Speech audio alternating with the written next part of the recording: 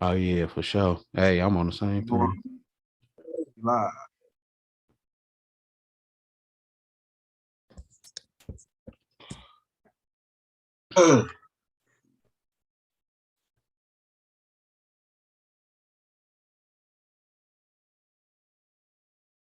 Oh snap. What Oh no, I thought it was something else. up?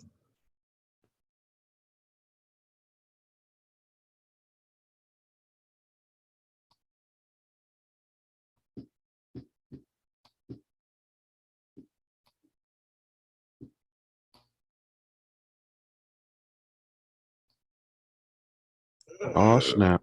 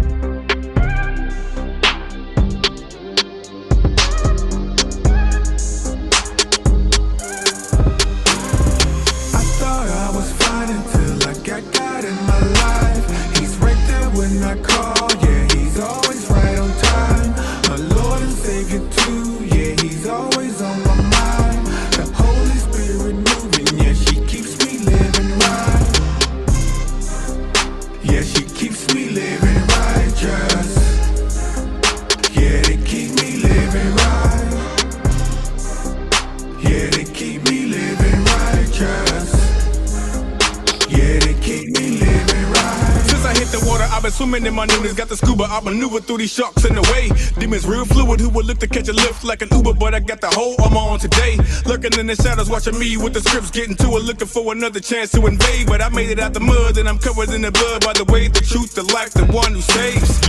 Fast and I pray, taking my time, don't be fast when I pray. Do it without ceasing and ask him today for forgiveness. Bask in the face, see I laugh in the face of the tempter. Reach out to the Father when the devil try to get you. Give someone a call and get all in the scripture. We don't have long on this road to redemption. Life is but a whisper. Will you seek approval or attention, or just walk around like a drifter? Can you go the distance? All in my ignorance, I thought that I was fine doing me like YOLO. Captured in the same place of town like a photo. Thought that I was growing, but the path I was on was a no-go.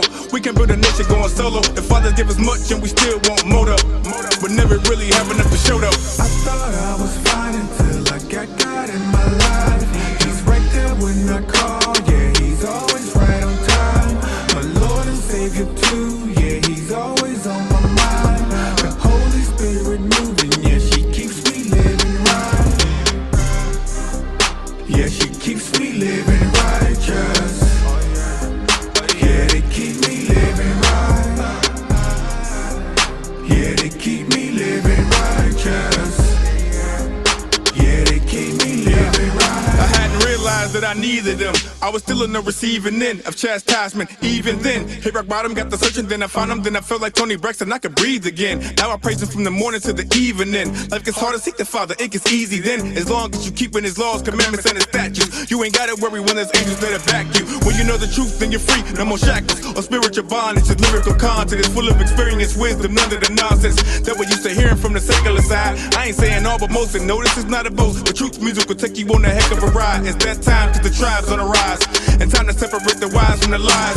Cause 9 times out of 10, the tribulation we're in will begin to affect those living with pride. And dealing with signs, not dealing with God. A hit to the Lord he gave to us, so we be living right. Now set aside for those who set apart, stubborn in their feelings, only sitting in mind, claiming he knows your heart. How the blind only leading the blind, you ain't lying. Jeremiah 17:9. I thought I was fine until I got God in my life. He's right there when I call, yeah, he's always right on time. My Lord and Savior too, yeah, he's always on my mind. The Holy Spirit moving, yeah, she keeps me living right.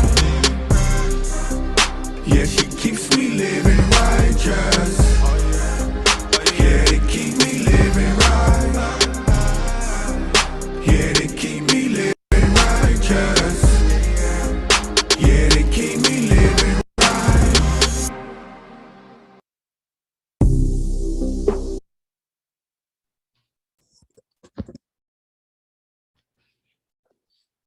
Shalom, shalom. We back with our weekly podcast. This is episode 9, I believe. The Terror Within is Black Culture Genocide Part 2. And I'm here with my co-hosts, Brother Tez Israel and Ak Benaiah. We Shout out Shabbai the messenger too for that song. Oh yeah, for sure. Yeah, the Ak Shabbai the messenger. Watch him blessed pray us with his music. Yeah. He blessed us with his music. Go check his YouTube channel out. Yep. Check the YouTube channel out. Subscribe to his as well as ours. Subscribe, share, like, leave comments, whatever. We going in this week, like I said, with a part 2 to the Black Culture Genocide. But this time is the Terror Within. Basically touching on situations such as integration. Was that good for us? Crabs in a bucket. Do we suffer from these type of things? So on and so forth. And I'm sure the brothers got some questions or whatnot too to go in with it. But yeah, like I said, like, comment, subscribe, and we're gonna go ahead and go on in this one. And these the brothers. I'm gonna let them introduce themselves once again.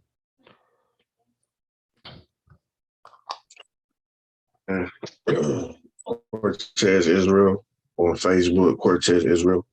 You know, same old thing, man. This is serving for the Most High. Ain't nobody. Yo, Shalom. What's up? How everybody doing? This your Ak Benaiah. You know, just catch me in the wind. Shalom. Yeah, brother. Hey. Trying to be cool, man. Hey, that's Freestyle Sunday. So that's what we do. We catch each other in the wind. It's Freestyle Sunday. Yeah, buddy. So yeah, like I say, we're gonna start this thing off right and do it nice. And sure, I'm gonna go ahead and go in with the first question.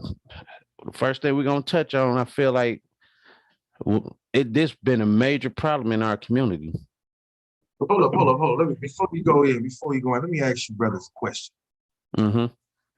Y'all brothers trying to flex on me with the headphones, man. I'm turning the video off. Man, we got kids. We got little kids. This brother feel left out. Hey, somebody in the audience, get this brother some headphones. Bluetooth. Everybody got new toys, man.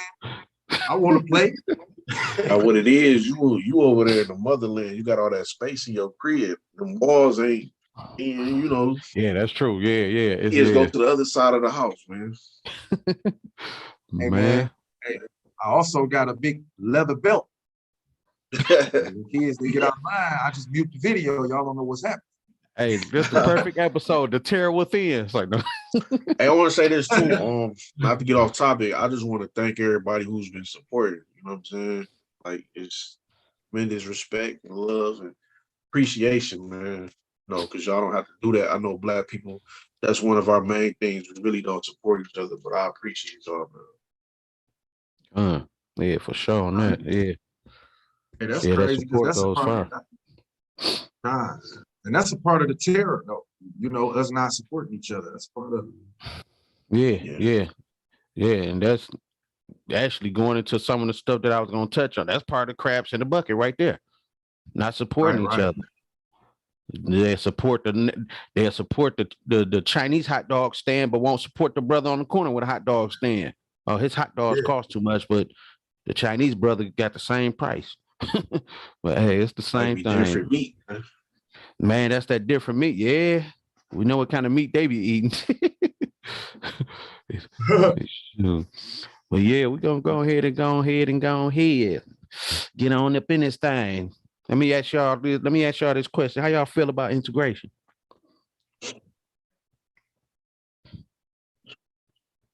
Go first, bro. How do I feel about integration? Yeah.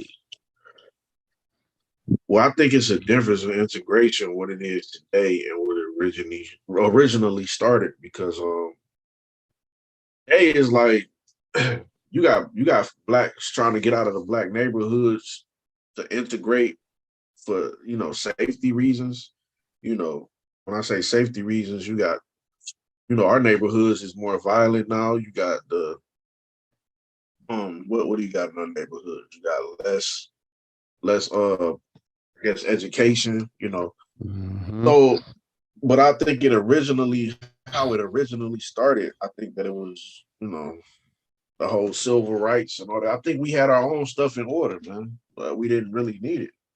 And they gave us this whole, well, I want to sit down with their people or our people should be able to drink from their water fountain. We had our own stuff, you know what I'm saying? Exactly. So I just think that today is just a product of, of all those years of us trying to integrate. Now we've became the standard of seeing, you know what I'm saying?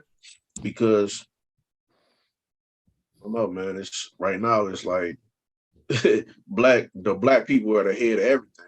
The LGBT, the feminists. It's like they'll invite us into something and then they'll slowly back out of it. And then we become the face of it. But I think integration become a detriment. Yeah. And then you said something key. We want to drink out their water fountains, and we had our own stuff. But that goes back to what's that? 1 Kings 8 when they talk about we want to be like the nations. I think that's 1 Kings 8 or whatever. But yeah, our people. That's something our people suffer from. But Ben, you can touch on that too. Integration, man. I think integration, took away what little bit of independence we had. You know what I mean? As a people, at the time, we owned our own, stores. We could feed ourselves to a degree. You know what I'm saying? We was actually building together. But us wanting or desiring, and I think like Cortez, like the brother was bringing up, they had their water fountain, we had ours, things of that sort.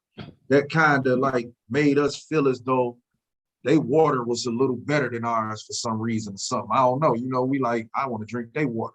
You know what I'm saying? I did. I was listening to the brother Charleston White the other day, man, and he had said something that had struck me. He said, man. He said, you go to these, it was places, white restaurants where you couldn't eat in. And he said, people wanted, you wanted to eat up in there. And he's like, man, I still don't want to go up in the restaurants because our people cook better than that. And that ain't to diss nobody of another culture or another race or nothing like that. But most races of people think they group actually has good food. You know what I mean? So that's how we feel. And for us to, I think I don't know, man. I think it was something mentally wrong with us, man, to want to be like the other people when we had our own and we was actually flourishing. We was actually moving the right way. That's what I think, man. I think it took away the little bit of independence that we once had. A little bit that we once had. Yeah, that's real spill, Bill. Hey, somebody said bat meat. They funny than a mug. when we was talking about the hot dog stands and stuff, like we know, and I was like, we know what they eat. Somebody said bat meat. But chilling with the answer. Right, yeah. But so yeah, integration. I touch on that too. So I take it from both of y'all that integration wasn't good on for us to accept, huh? Man, I think at this point, and it's interesting you say the terror within because at this point we can't even blame them no more, man. Because now, they can take their hand off us on everything. We gonna destroy ourselves. You know, Right. that's why we call it's black culture. Black culture is killing itself from within. You know what I'm saying? Mm-hmm. Right. You know, Right. you And got that's why I we came with the purging integration ourselves. thing.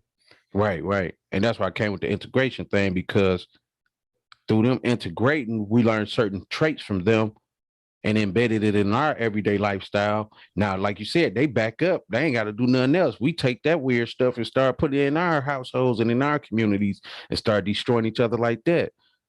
So yeah, and it's crazy because the second part of that question was how has it benefited us? If that was if one of y'all would have said it was good or not, but I already knew y'all wasn't. But you know, but that's how it benefited us accepting that crap was it destroyed us mentally, and now we put that junk in our communities.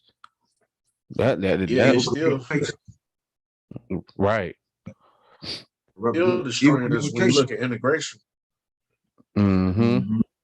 Like a lot of the African countries and nations are dealing with the same tactics that we dealt with early on with integration, you know.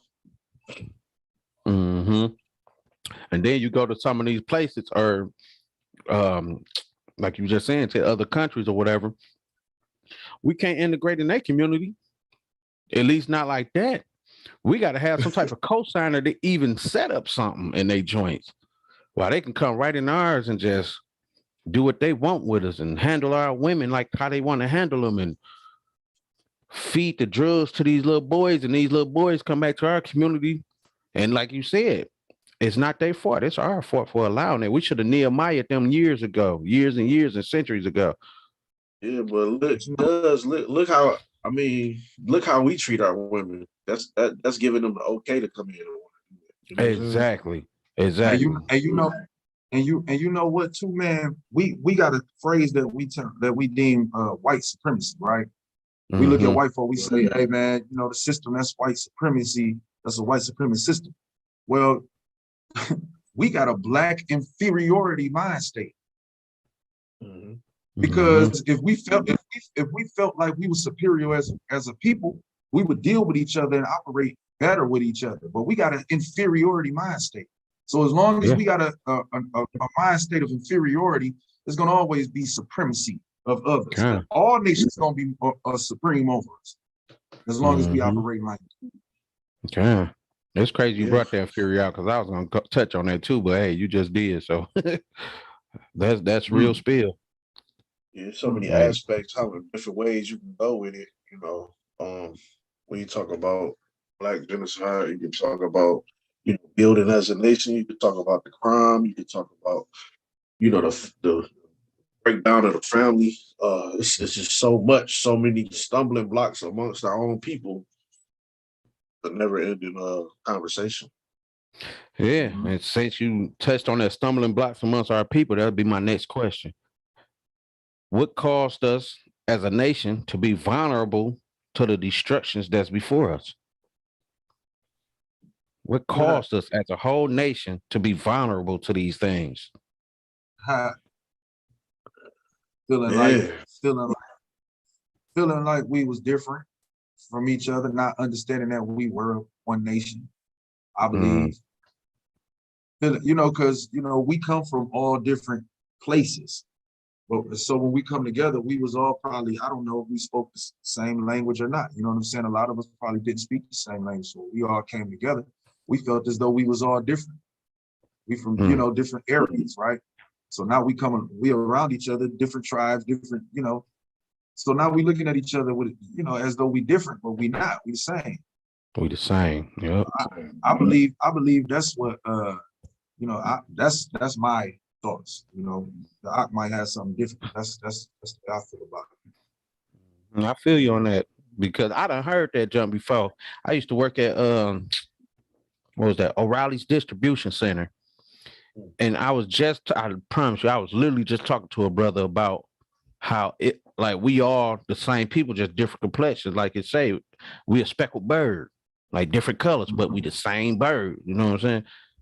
And as I said that, a old head come out of nowhere. it's hot in the mug in here. I'm glad I got some African in me. I'm like, that brother right there, he got a little European in him. I'm looking like, bro, you sound just about goofy as heck. Not knowing you could be more European than me just because I'm a little ruddy over here. You know, we're gonna use the professional word. We ruddy over here. But that's just the example of what you just saying, though, thinking that we different. And that old brother should have been teaching me. Right. Man, you want to touch on that, Tez? With how we vulnerable to all this? Yeah, I think what made us vulnerable is our leadership. Every when you come into the world, you're supposed to automatically have a leadership set up in your life, as a child. And we went into those curses and all that, touching on the Bible and all that. It said we wouldn't be the head, we would be the tail. In our leadership, this is Isaiah 9:16, real quick. It said, for the leaders of this people cause them to err, and they that are led of them are destroyed. So when kids don't have no leadership, they automatically gonna fall to the detriment of the environment. You know what I'm saying? We dealing with we children of the crack era. You know what I'm saying? And after that, after the crack era, what you got? You got Percocets, all these weed dispensaries all over. So it's like, where was the leadership to say no? You know what I'm saying? Well, so what they did was they attacked the leadership first. You get what I'm saying? All the leaders that were genuine, ready to die for their people, they either got fed time or they did. You know what I'm saying? So now what did they do? They set up people. They gave us our leaders now. So these kids ain't got no choice but to look up to, what they see on TikTok, social media, things like that. So our leadership, and that stems from way back. You can go all the way back. Our leadership failed, and it's been a generational destruction ever since then. Yeah, that's crazy, because the Bible say, surely oppression maketh a wise man mad, and give destroy the heart. You know what I'm saying? Because you got brothers who be oppressed, right? And they can feel that oppression, and they get ready to rise up.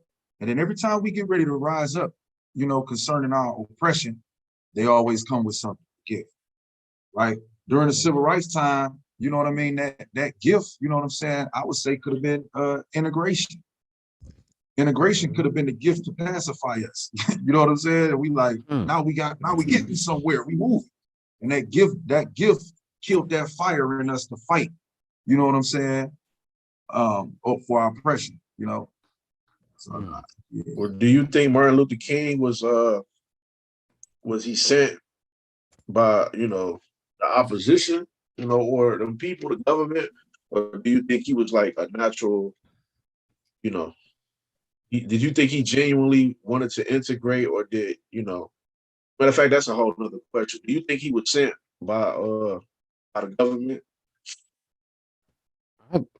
I think.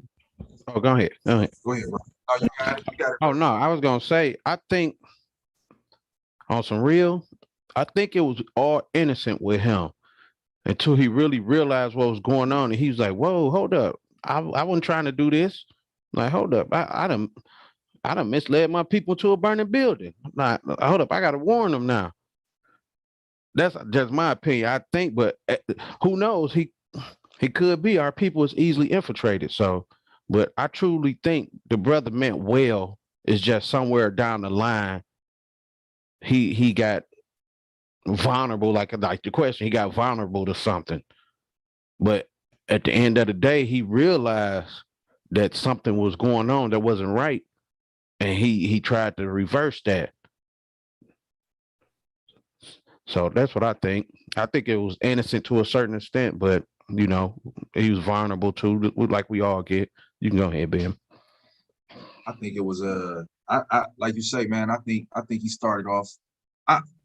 Man, because now I'm starting to think. Because I remember his name was changed. It was Michael. Michael, King, yeah. You know what I'm saying? And think, and then you hear certain things. Then you go into certain records and you see that it's true, and then you find out. You know what I mean? So, but to be I can't put a bead on it, to be honest with you. And I'm not gonna say yay or nay either way, because I don't want to speak on a brother and not be truthful or come with facts that I can actually prove. But I do know what the Bible says. It says when somebody comes, when a prophet raise up amongst you, talking about they have a dream and that dream come true. The dream was integration, and that dream came true. And then it said, the scripture said that prophet should be put to death. That's Deuteronomy 13. You know, now I know the scriptures say that, and that I can speak on that because that that happened. You know, but you know, for me to actually speak on, you know, and say either way and put it out there for the masses, I will probably be bearing false witness, and I don't want to do that.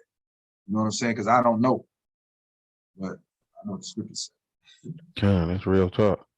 Hey, if you can, since we talking about integration, being the last video I sent, it's a integration right up under it. You can click on that one. The last one? That's a good question though about the Martin Luther, because like being said too, we don't want to bear false witness. That's why I say, just my personal opinion, I think it was innocent, but you know, somewhere down the line something could have happened. I don't know, but I just pray our people just be more willing to. This will say part 2. No, it's one up under that. You just type integration. You ain't send that. Oh, for real? I could have sworn I sent it. Hold on 2 seconds. You just type integration. I'm about to send it right now. You get it? I just sent it again. All right. You see how fast that was? I done stepped my game up this week, boy. Somebody get that brother a reward. Dude, I got some yayan.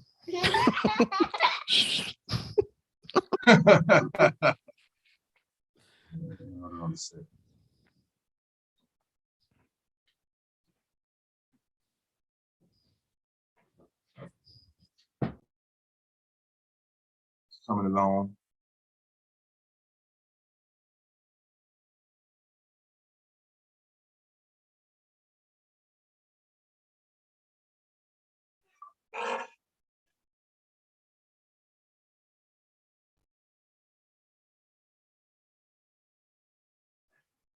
Well, I tell you.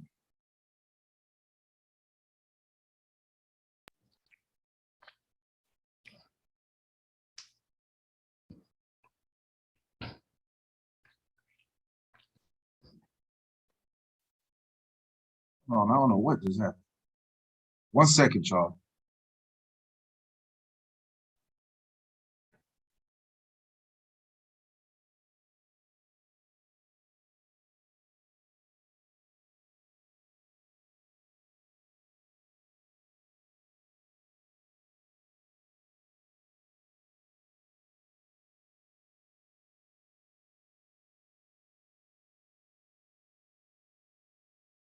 Y'all brothers ain't got nothing on your mind. Yeah. I was gonna get into something. I really didn't want to get off the topic or whatever. The topic of integration. But I can say this to try to get up with it. All right, I'm gonna read this. This is the most dangerous cities in America. This is St. Louis at number 1, Detroit number 2, Memphis number 3, Baltimore number 4, Little Rock, Arkansas number 5, Cleveland number 6, Oakland, California number 7, Stockton, that's New Jersey, 8, Milwaukee, Rockford, on and on, New Orleans, Flint. You know, what do all them cities have in common? I was just gonna ask that question. They predominantly black. Yep. Yeah. Yeah, and since you talked about integration, I don't even think we can even blame that on integration. But you know, our people got a serious problem with violence, hating on each other. getting revenge on each other, just everything all around. It's a sin problem at the end of the day. You know, it's not really a stereotype anymore. You know, when people say I don't want to be around them people, you can't say that they stereotyping us no more because it's true. Yeah. Yeah. You know, you're gonna hear some gunshots in the hood. You're gonna hear some homicide in the hood. You're gonna hear some drug dealing going on in the hood. Well, people gonna be like, well, what happened to everybody? But where does it happen the most at? You know what I'm saying? It ain't common to see that everywhere like it is where we operate at. Right, right. And you're right. And to touch on what you said too, I don't blame it on integration, but what I would say through integration, like I said earlier, it was certain traits that we picked up on and we brought it back to our communities, not knowing that that's what was destroying us. That's why Nehemiah was letting them know, no, y'all not coming over here on these Sabbaths. I'm gonna have to put these hands on you. Because if Nehemiah would have allowed that, what would have happened? Our people would have been operating on them Sabbaths and doing it. That's the example I use why I brought the integration out. No, I wouldn't question the integration. I was Oh, actually no. going to infuse that with that, but I thought about it like, dang, I can't even blame that on integration because Right. you know, but it was I would say integration was a product of that because before the integration, those same cities were, you know, middle class, hardworking, mother and father in the home. You know, these big cities, black cities, were where, you know, a lot of us were going to leaving the South, you know, coming up here to get good paying jobs, you know. Right. So that was a part of integration because we would have never left our land down south that we inherited or we bought. You're You know what I'm right. saying? To come up here in the north to try to feed into the narrative that, you know, it's more better over this side. You're right.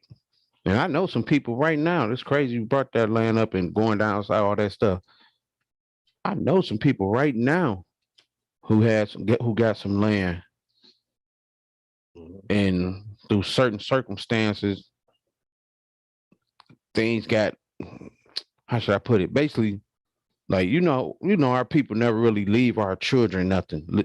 We the type of we the type of nation that don't really leave our kids nothing behind. So when you find out you really got something, you like, dang, that's mine. Dang, I ain't even know that. Let me go check it out. And that's what's going on right now. Like, Well, do me a favor if you can. what's that? Can you give me the definition of like ghetto? Ghetto.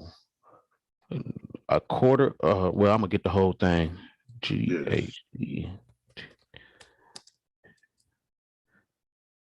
Ghetto definition. Let me get the whole thing. Okay. The definition of ghetto: a poor urban area occupied primarily by a minority group or groups. Historically, this is the second definition. Historically, the Jewish quarter in a city. Let me read that again so everybody can really catch on to that. Historically, ghetto definition is the Jewish quarter in a city. And people need to really pay attention to that. Because it's a quarter of the city, basically a quarter of the city where the Jews reside, right? Who in these ghettos right now to this day? Negroes and Haitians and Jamaicans and Mexicans and this, that, etc. So if it's historically a quarter of the city where the Jews reside, who are these Negroes and stuff in these ghettos right now? But they'll try, these scholars, so-called scholars and whatnot, to try and flip that around and talk about like during the time when Hitler, when the Nazis was going at each other or whatever, they was throwing the Jewish peoples in the slums of them cities. Nah, it ain't talking about that. It's basically letting you know, like, We them people, them Jewish, them quarters of the city where the Jews reside is us. We them people that's in them quarters of the city. And what's them quarters of the city? You got projects, subsidized housing, Section 8. You know what I'm saying? Those the quarters of the city. That's the slum. Because how we know that's what it's talking about? You go right back to that definition. It say the first definition say a poor urban area occupied primarily by minority groups. So it can't be talking about them ish people. It got to be talking about somebody else. But Being you go ahead. I guess he probably having some technical difficulties. No, I ain't having no technical difficulties. I was waiting on y'all to get what y'all, get that out. I'm okay. Everything good. Yeah, my bad. Yeah, but yeah, that's because I have put a video up there too. When you get done with that video, I see how the ghetto was created. The mentality that our people got today wasn't just. It didn't just wake up like that. It had to been they had to been prone to experimented on. They had to understand what we like, what we don't like, how we move in certain situations. You know what I'm saying? But I think that's another video. Ben. No, this is what Mike wanted to put up. Oh, that's the one Mike. That's the integration video? That's the one you sent me, the last one. Okay. You sure this it? Hold up, no, that can't be that it. would say rappers called lacking. Yeah, I think that's a different. I think that's what Ted sent. One of Ted's videos. Yeah, I think that's right. This is what you sent. Okay, hold up. Let me go back to YouTube right quick. I think they're getting mixed up right now. Hey, go to the ghetto experiment. That talk about integration too. Yeah, we get into it. Just yeah. Go ahead and do that. Because we ain't trying to hog up all the time. Yeah, go ahead and do that. The ghetto experiment. Post it in there though, so that you can get that one next. Yeah, we can talk about that integration. Bye. Yeah, go back and find it. Shoot. Yeah, it's a ghetto experiments. I put on there. We got it. I got it.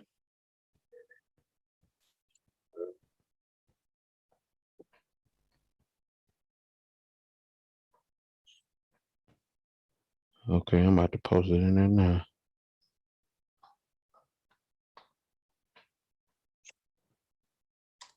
I just put it in there.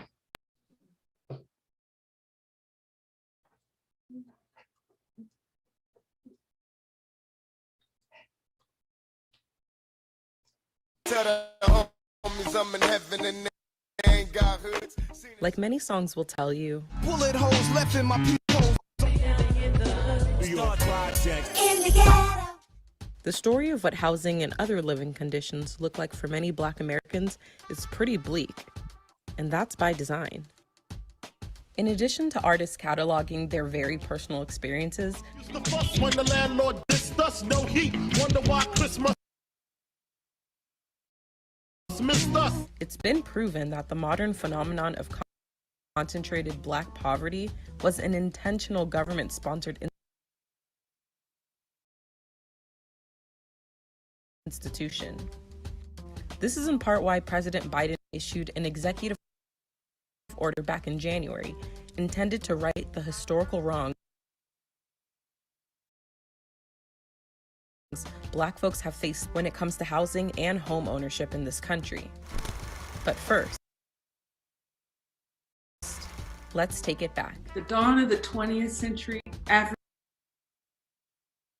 Americans in major cities lived scattered throughout the city. They weren't segregated particularly. It's only with the Great Migration of 6 to 7 million African Americans north and west escaping the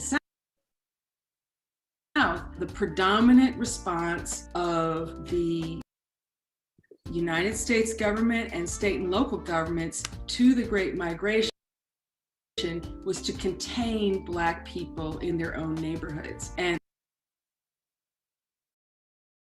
HUD, the Department of Housing and Urban Development, was particularly a part of this role. With the precursors to HUD, introduced and encouraged racially restrictive covenants, redlining of every major city where African Americans landed. The federal government was a sponsor of urban renewal, infamously called Negro removal by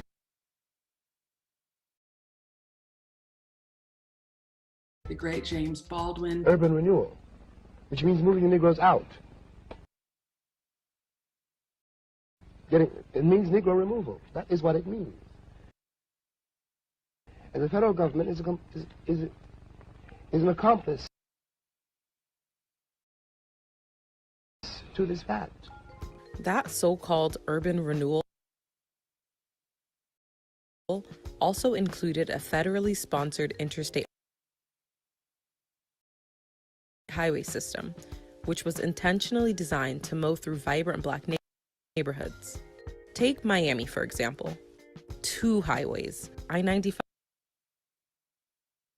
and I-395, bulldoze right through the predominantly Black and low-income Overtown neighborhood, previously called Colored Town during segregation. The Department of Housing and Urban Development and the federal government writ large in the first 7 decades of the 20th century invested billions of dollars in racial segregation and concentrated poverty. Each time this country created a peculiar institution that subordinated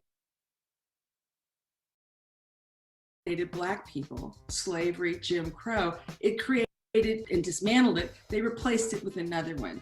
And the iconic Black ghetto, I don't use that as a pejorative, I use it as a descriptor, was a follow-on institution to slavery and Jim Crow. That's the legacy that every new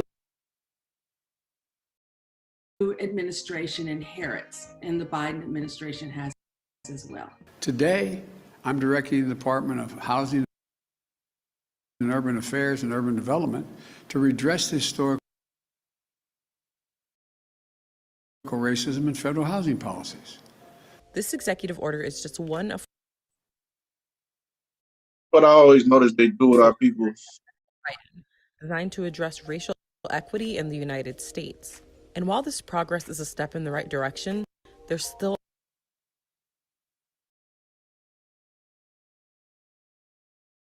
You saying something, bro? Yeah, I don't know, the video lagging a lot, but it's could be all right. But no, I was gonna say I noticed what they always do is they know we very emotional people, man. They'll admit to what they did and everybody will calm down. You know what I'm saying? But it's like we never got our retribution or what they would call reparations for all these acts of domestic terrorism against our own people, you know, from the government. I thought that was interesting, man. They, you know, because all they said was he wrote, basically taking accountability from a government standpoint that they did these things. But, you know, where do we go from here? You know, the destruction is already done. What are you going to do to fix it, you know? And that same Joe Biden was just saying in the video, what did he say? He said, it's not just the African Americans, it's basically the reason why America's going down the drain. So y'all was the ones that put this stuff on us. And then when we start acting out as a result of that, this is the outcome of all the things that you did to us. We destroying ourselves and everything around us. Now, you know, we the problem. But yeah, you know, this is the we showing the origin of you know, because Black culture is genocide, but we didn't just start off like that. We had a you know, root cause to that effect. Yeah, you can go ahead. And that's Black American culture, because you can go outside of America. You could go outside of America and find Black people in Black places, Black lands, you know, places where it's predominantly, you know, so-called Black people, and they ain't living like we live. You know what I'm saying? They probably see about 4, 5, maybe if that murders per year. You know what I'm saying? But where we come from, you see it in man, per year, the United States as a whole probably, man, ain't no telling how many thousands of murders the United States as a whole see. And I'm talking about murders from us, killing each other. You know, so yeah, Black culture is definitely genocide, from the food we eat all the way to the music we listen to, you know, to the places we send our kids to go to school and be educated. It's all genocide, you know. But yeah, Black American culture. So you want me to finish this video? Cool. No, that should be it, man. You know, I was just thinking about you know, this every time somebody's birthday come around in America, it's like turn into a superstar. You know, you start worshiping yourself. You start worshiping yourself just to get everybody crowded around you in the club. You got on your best outfit on, just to yell, yay, hey. Your favorite song come on. We're about to get drunk and high as I can be. So you're not even gonna remember it anyway. You just gonna hear about it the next day, like, man, you was so messed up. You was clowning. I was. You know, that's our culture, bro. Like, man, that's our culture, man. That's crazy. That's real talk. Our people, man, God, dog, that's real talk. Like, my man just got out the joint doing 5 years. And people, he'd think a person, his friend, that'd get him high before a person that's trying to keep him on the straight path. But like you said, that's our culture, being zooted and polluted. Like, that's crazy, bro. That's crazy. I got your video, Mike. Yeah, the integration one, yeah. Not the last one, but you see it. The last one. What you mean, not the last one? No, I just sent one by mistake. I just sent one by mistake, but it's one that say integration. Okay. All right. Well, cool. I got both of those pulled up anyways.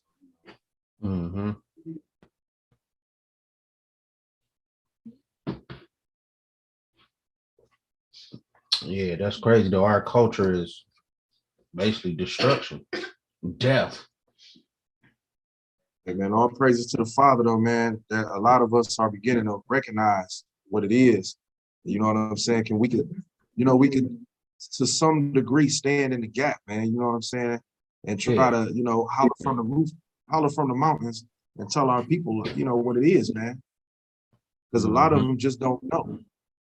Man, that's true. That's true.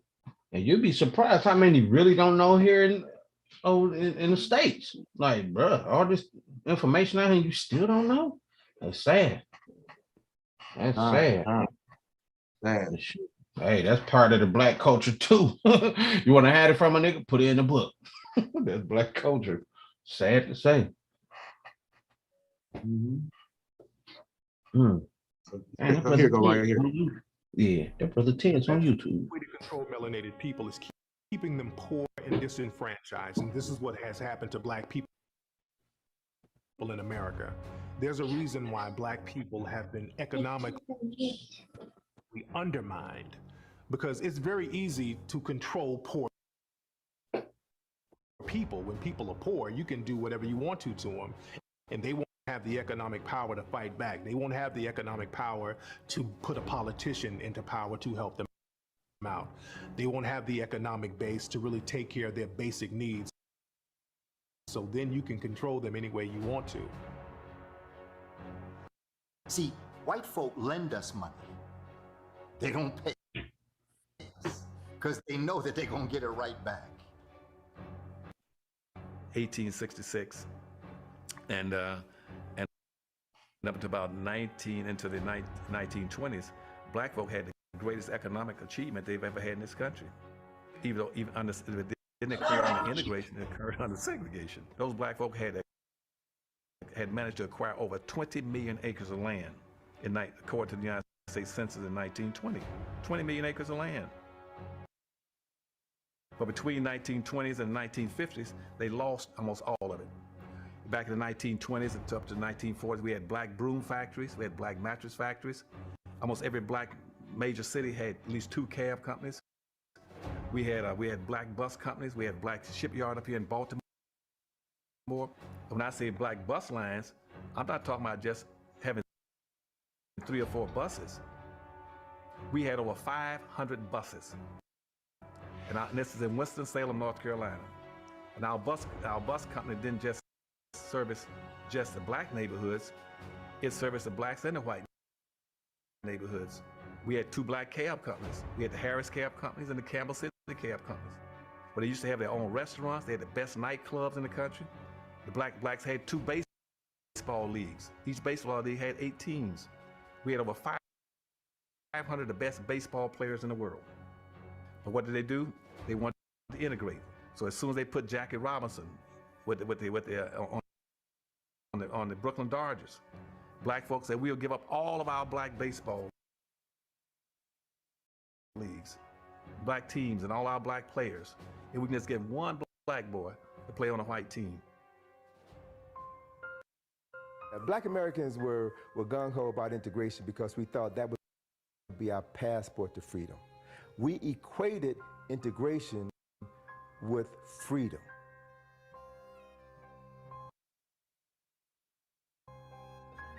That scared whites to death. And see, at that time you had whites, a lot of these white separate communities. You had white Polish communities, you had white Jewish communities, you had white Italian communities, you had white Irish communities. And white folks said, well, we're not going to if these blacks are going to integrate, we're going to come together and organize as a unit. And so white folks then dropped all their little communities and said, no, we're going to organize as a one white bloc. We're not going to talk about I'm being Polish and you're Irish and German anymore. We ain't going to do that anymore. We're going to stick together as a group. We're not going to let all these blacks come and penetrate us. Because we were doing things and becoming self-sufficient, that became a threat. So instead of them just coming out and attacking, because they couldn't just come out with an all-out attack, we were a little bit too strong for that, and we would have fought back, and there would have been a civil unrest that would have definitely undermined the security of the country. Instead, they said, well, let's invite them into a place that they've always coveted, and that is into the white estuaries of power, into the white citadels of power. Let us make sure we bring them in and incorporate them to us, and therefore, being that they're going to have to buy their facilities and all their materials from us, they're going to have to interface with us anyway, they're going to dress like us, act like us, and we will take the best of what they have and capitalize eventually and take it over. We will have quelled or stopped any threat or competition to our business, and that's exactly what they did. The black folks stripped themselves of all their resources. They stripped themselves of their unity. They stripped themselves of the role model when all blacks used to live together. Then they had their own role models. All the doctors and lawyers and teachers with the black lived all together. You had a sense of community. You knew each other. You trusted each other. You worked with each other. You participated with each other. You learned how to buy from each other, to sell each other, to support each other, to care about each other, to love each other. When black folk up in integration, blacks never locked their homes. We practice a very profound humanity. If an Asian open a store in our community, we do not boycott and discriminate against them.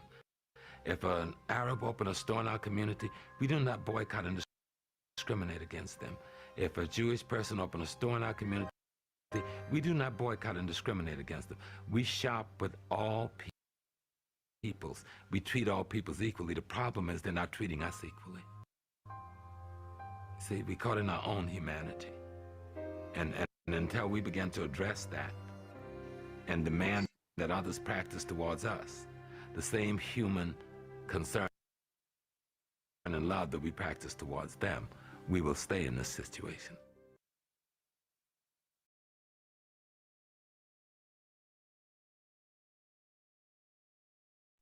Yeah. The brother said something key right there. He said, like with Jackie Robertson, he said basically the reason why the brother desired to be basically in the major leagues or whatever is because of the freedom that he wanted. At least he thought he would have some type of freedom. Not knowing being with your people was even, you had more freedom. And like our people just don't understand, like even the Most High don't, like he tell you in the scripture that the Most High told us not to mingle with certain nations. But our people, man, it's so sad that it come a point to when you realize, like, dude, you realize, like, do our people really want to be like these nations? Like, what's going on? Like, you had a whole baseball league to yourself, but you want to go over there with them in the MLB. You had your own taxi companies. You had 2 taxi companies, but you want to go over here with Checkers. You had a bus stop, a bus station or whatever, a bus company that pick up your people as well as they people, but now you want to go with the city, the local city's bus station. Like, what the heck is going on? Like, why do our people want to be like that? Like, what benefits comes from that? It's the illusion of inclusion. Or You know, the American dream. yeah, that's true. Because I mean, just look at it. We see it time and time again. I mean, we looked at Kanye. Kanye basically, I guess they use that to kind of put fear in people. He tried to stand up and try to, carry his brand because the brand basically is his name. You know what I'm saying? Yeah. So they basically took everything from him after that. Then he started owing taxes and all that. But let's look at LeBron. Let's say if LeBron James, like who is the 3 top, LeBron James, they say a self-proclaimed billionaire. They say Steph Curry is a self-proclaimed billionaire. Okay, if they are, then why can't they just walk away and start their own thing over here? You ain't got to deal with rules no more, right? Exactly. So it's always we don't produce, we got the talent, but we're not the producers. You get what I'm saying? Like, for example, you got record labels. They're supposed to be the distributionists, but we're the ones with the talent. So I think it was Jay Prince, Suge Knight, Irv Gotti, and somebody else. They all wanted to come, together their own money. Yeah, but that's allegedly the feds came after them, and they started dealing with all they cases and all that. They wanted to detach from them folks they was up under and start their own little distribution thing. Yeah. They was like, nah, y'all not about to do that. We need that money. Either y'all gonna stay with us or we gonna shut that down. I know exactly what you're talking about. Right. So we don't really, specifically here in America, we don't really have a home base, man.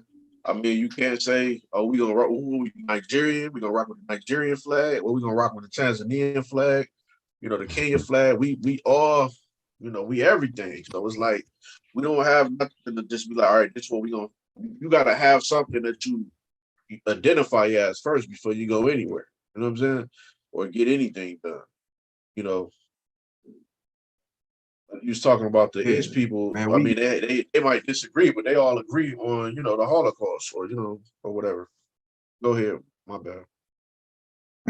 Hey, man, but he said, it's crazy talking about just the Ish people, but because he said white folks as a whole stuck together. All of them came together like, no, we ain't letting them in. Hey, think about how we would feel. Think about how we would feel in this day and age, right? Or, we in the hood, right? And then next thing you know, they start just placing people amongst us, just saying, hey, we're going to integrate them into your areas. We'll be looking the same way, like, wait a minute, no, hold up. But the difference is between us and them is, like you said, we so divided all over the place. We wouldn't even be able to come together and put up and stand solid and be like, no, y'all can't come over here. This is our neighborhood. This is our area here. Y'all stay over there with y'all customs and y'all way of life. And we're going to stay over here with our customs and our way of life. Ain't nothing wrong with being separated. You know what I'm saying? It ain't nothing wrong with it. You're absolutely I right. don't.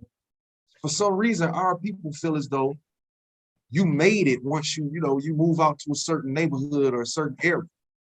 When you know what I'm saying, if you're doing a certain thing, if you got a business or something, put that in your neighborhood. You know what I'm saying? Bring it to your people. Bring service and provide jobs to your people. And then you get people that say, "Hey man, shoot, I get robbed, put it in the hood, this and that." Well, that may be true. Well, you hire that dude, hire them people, provide some jobs. Maybe you ain't gonna find them. Maybe they ain't gonna rob you. Hey, that's real spill. Because that goes back to the story when we started talking about the other day when I was at the gas station and that the Arabic brother told me not to get my brother, the youngin, some money. I'm like, bro, I'm saving him from robbing you. Like, what are you talking about? But at the same time, they'll tell us not to help our people. We yet turn around and help theirs. They'll have that company for 7 years. When it's time to pay them taxes, they'll go back and give it to their people. But yeah, our people go off to these temples or whatever and learn from these folks. And the first thing they tell them, don't deal with your people. Come to mines. Like you got people that go get a degree. They go get a degree in business or something like that, right? Right, our own people go to one of in these colleges, these institutions, these temples. Right, they learning a way of life. All right, so they go up in these colleges, they go up in these institutions, right, and they get a degree, telling them that they have a certain knowledge in this business or whatever. Right now, when they come back amongst family, that family got a business plan laid out. Like, hey, I got the means to do it, and you got the credentials to do it. So let's make it happen. Right? So you go to try to mix that together, and the first thing that person tell you they got that degree, they say, well, the first thing I learned in school was you don't deal with family. That's what they say to you, right? But now check it out. You don't see none of the other nations doing that. You see them hiring you not to do that. Exactly. All the other people, they working together. They building together. That's a terrible thing, bro. That's terror right there. Hey, check this out. Look at this. Look at this. I got a word for y'all. For the audience out there. I know y'all know it, but I got a word for the audience. Look at this. This word right here. Nepotism. This is what we lack. Nepotism. The practice among those with power or influence of favoring relatives, friends, or associates, especially by giving them jobs. That's what we lack. We lack nepotism. And all the other nations, they deal with nepotism. They'll deal with their own folks. Before they even think about dealing with you, they building with each other. And hey. That's crazy. That's talking. So now through that, say you do come up now, what happened? Our people become crabs in the bucket. Now that you up, they want to pull you back down. Oh, you better than us. Oh, you this, that, etc. Now they want to pull you back down. A lot of people don't understand that concept. When you put a bunch of crabs in the bucket, a lot of them try and climb to the top, but then you have those on the bottom pulling them back down. That's why you always see them falling over and stuff. That's our people right there, the crabs in the bucket syndrome. And I was about to say, are we really at the point where we actually can freely help anybody like that? To be really I would say yourself? some of us, maybe some of us, but we choose not to because those some of us is up under the hands of they masses, they burdens. Yeah, because I think we've been so tampered with on every level, mentally, emotionally, religiously, all over the board. We've been tampered with so much. It's like, can we even identify with our own anymore? You know what I'm saying? It's almost like you got to create a tribal. It's like we got to have a tribal war amongst ourselves before we can get anywhere. You know what I'm saying? Because you might try to build something, you try to get your people over it, they might tear it down. That's why you can't deal. Exactly, and that's why we can't deal with everybody, even amongst our own. You know what I'm saying? But one thing we don't have to do is air out all our dirty laundry either. You know what I'm saying? We don't have to get out there and be like, be all out there broadcasting to all nations and everybody. You know what I'm saying? About our people. No other people do that. Yeah. No other people do that. You're But right. That's the thing I do give. I thought about Malcolm X as soon as you said that, because they would always get you on these big platforms and they would ask you, well, how do you feel about you try to, you know, make your own people like the opposition and get you to publicly speak negatively about them. They create a divide. Yeah. Farrakhan was like that once upon a time too. How dare you? You have no right. A land that spilled blood. You know what I'm saying? He used to be like that. That brother used to be out cold with that thing. But you know, hey, you know what? Let me get an example of this crab in the bucket now that I thought about it. I'm gonna read a passage out of the Valley of Dry Bones for those who never read this book by Rudolph Windsor, which is a brother from another mother. This page 4. And basically this whole passage going to say that a person, actually, I'm gonna use the analogy I used earlier with the hot dog stand. A brother got a hot dog stand over here, and then agent or whoever got a hot dog stand over here. But this brother that got a hot dog stand is being hated on by his own people. That person asking for this, that, etc. type of all these credentials, but go straight to the Asian brother and don't do that. They just like, hey, let me get a hot dog with coleslaw on it and mustard. But this just an example of what this going into. This page 4. It says, some time ago, I had a bad experience with a woman who acted like a crab. I had a refreshment cart, which I pushed around the streets. After I had made a complete circuit of the neighborhood, it was my practice to wait 15 or 20 minutes on a certain busy corner to serve my customers. When I was starting to make another circuit of the neighborhood, a certain woman, a known big mouth, yelled out to me, "Hey, mister, we don't want you selling around here. We are trying to keep someone from opening a store on the corner." I said, "I am not a store. I am a vendor." The woman asked, "Do you have a license?" "Show me your license." I replied angrily, "I don't have to show you my license. As a matter of fact, I had the license, but I was only obligated to surrender to the police or the agents from the Department of License and Inspection." So basically, this brother had a juice vendor. He going through the neighborhood selling juice, just trying to make an honest living. He could have been out here robbing or doing whatever, but he trying to make an honest living. And this big mouth sister want to come up. And how do we know she's a sister? We gonna get to that part. But this sister want to come and check this brother. Where your license at? We trying to stop them from opening a store. We trying to stop a store from opening around here. But this brother like, hold up, sister. I'm just trying to make an honest living. Like, what is you doing? But we gonna keep going. It say, she said vehemently, "If you don't show me your license, I will call the police." I exclaimed, "Call the police." Then I asked her, "What are you interested in the most? Prohibiting me from selling around here or seeing my license?" That's key right there. Are you more interested in me not selling around here or seeing my license? She did not answer me. So I went on my way. About a half an hour later, while I was selling my refreshments, a policeman drove up alongside of me and requested to see my license. I showed it to him and he read it again and he read it and said, "You are all right. Continue on with your business." So this sister did all this junk, not knowing this brother was really legit. But she tried to stir up a bunch of mischief because this brother was doing something honest. There was some type of spirit on her that didn't like what this brother was doing. So she tried to hate on him. It say, "If you are like me, you can probably conjure what the white police officer thought and said to his relative and friends." So now this brother like, man, if y'all was me, y'all could picture what this police got in the car and told his compadre. And this what he told his compadre. They say, "Let us pretend for a moment that the police officer is attending a party." And one of his friends approached him and asked, how are things going in the police department, Joe?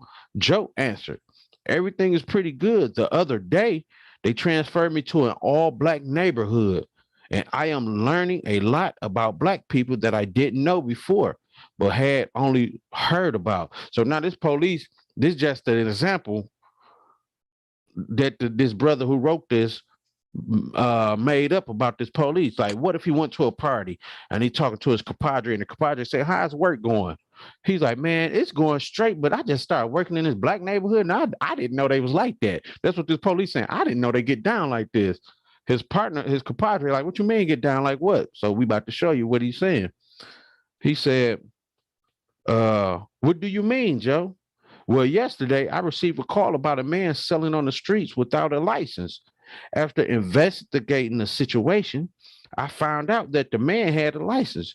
You see, many people complain that black men are lazy and don't want to work. And yet when one found a job and try to make an honest living without selling or without stealing, one of his own kind reported him to the police. I just don't understand these N words. They are against their own kind. And they have a nerve to talk about white folks. This how you know there was a sister, because he said his own kind called him. That's how you know there was a sister. But the whole purpose of this was an example of showing the crabs in a bucket. This brother was trying to make an honest living, selling juice or whatever.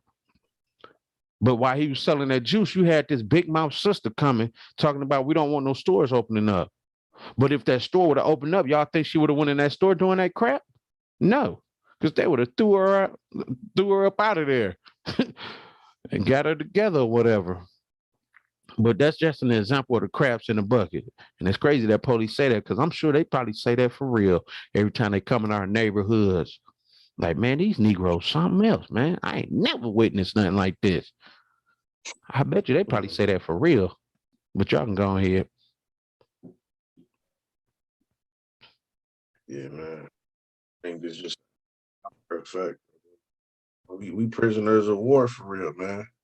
You know what? Well, when a nation conquered another empire, you know what they do? They broke down the men, killed them, and they took the women for concubines, and they raised, you know, they did what they wanted to with the children. So our women, a lot of our women is just acting out, you know, they looking at us like, you know, we defeated, you know, and they treating them, the white people, or whoever the conquerors, as the authority in the matter. You know what I'm saying? That's why you would have sister call the police on your man, you know what I'm saying? Yeah.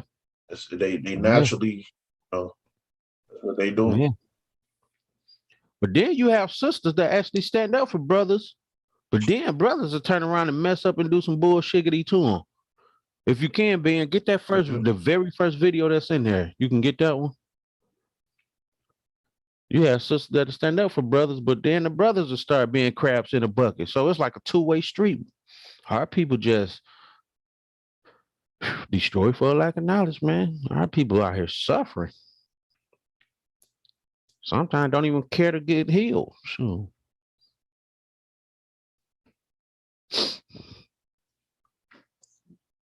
that's crazy, man. Yeah, we like to talk about the other nations and what they doing to us a lot, man. But to be honest, we are our own worst enemy, man. Exactly. That's the truth. And it's always been that way. It's always been that way. Like when we was just looking at the integration videos, and we talking about some Jackie Robinson, and you know what I'm saying? We looking at Jackie. Now that I look at it, you know, they venerate Jackie Robinson as though, you know, that was some great feat that he did in joining the, you know, the major leagues or whatever. You know what I mean? When we had our own leagues, man, that was power. We could have built on those things, man, and really, you know, created something for our children and, you know, our legacy. You know, that's crazy, man. Yeah, we are our own worst enemy, bro. And you know, like you was just speaking on, you know, with the sisters and stuff like that. Yeah, there's a lot of sisters out here who love, you know, brothers and who actually got some sense when it comes to certain things like that, they ain't gonna be hollering about they about to call the police and stuff like that. You know what I'm saying? Now it seems as though the tables is beginning to turn though, because we get catching a lot of Karens out here now. You know what I'm saying? The other nations. Come on. There's a lot of them. Call them Kathys. Kathy Lee. Lee. Real. But this an example of crab in a bucket right here. Shoot. Yeah, that's it. If you're a gun owner, you need to stop what you're doing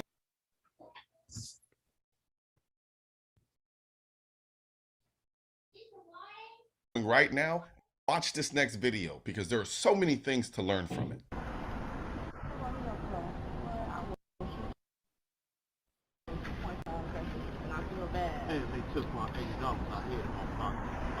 As you see, the sister sitting there trying to help him.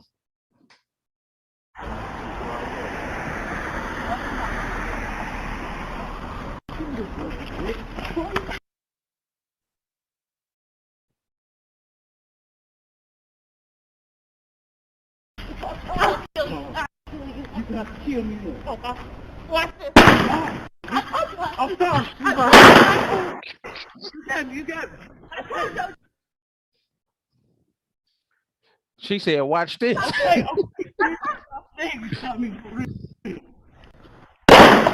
baby, I'm sorry. Okay. Let's go right now. Okay, I'm sorry. Damn, baby. Now you go.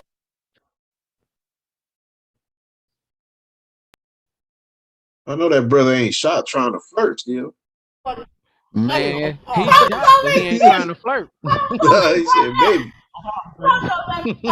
Baby, I'm sorry. I don't want to die. I don't want to die. Yeah, baby. Oh, man, he did say that. Kill you. Did not just say that. Did not just say that. Did not. I'm sorry. You. That boy sound like a 4'5" or something, man. And she was letting that boy holler. I don't want to die, baby. Please. You. Call police. I just shot somebody. What you say? Pause it. Yeah. She was letting that boy holler. I don't want to die, baby. Hey, he's still trying to throw that baby in there. Come on, man. I'm trying to patch it up. That's why he's saying that baby thing. I'm trying to patch it up. I was a crab at first, but I should have just helped you up. But at the end of the day, this is what's going on. We hurting each other. That brother tried to hurt that sister, not knowing that she was legally able to carry. And she told him, I'm going to kill you. Did she have the right to do it? Yes. Because she was protecting herself because this dude wanted to be a crab. Now that she protected herself, what did he do? I'm sorry, baby. But you know what? I don't think we can necessarily because I notice a lot of these in the Black conscious community, we always it is a form of it. I mean a little reason of it, but we always blame these things on poverty. You know what I'm saying? Because we always been poor, you know what I'm saying? We still had a level of respect for each other. Yeah. Traditional values, you know what I'm saying? Like you look at a lot of these African countries, they poor. You know what I'm saying? But it's still peaceful there. You know what I'm saying? Yeah. So I mean, they can give us all the money. You think all the crime gonna go away? Yeah. But that's basically it with that video, though. I just wanted to get that part just to show an example of crab in a bucket. Ted, Wait a minute, though. Look, but check out how even more crazy it gets. Now his family's suing her for $10 million. I ain't even peeped that part. Yeah. You see that it said at the bottom right there. Now his family suing her for $10 million. Man, come on, man. That's crap. Oh my goodness, that's crazy. I didn't even peep that, bro. I just watched a little bit of the video. I'm like, man, I gotta put this one up. That's crazy. And you see the crazy. The only reason they doing that is because she's a police officer. Yep. If she was just somebody who just blasted them, they wouldn't be looking to sue like that. Exactly. But they trying to sue the police department. That's what it is. Exactly. That's what I was gonna say. They feel like they can get over now because it's the city workers or whatever. So hey, I'm about to hit a lick right quick. But so what? So what? Now this woman was supposed to let that man overpower her.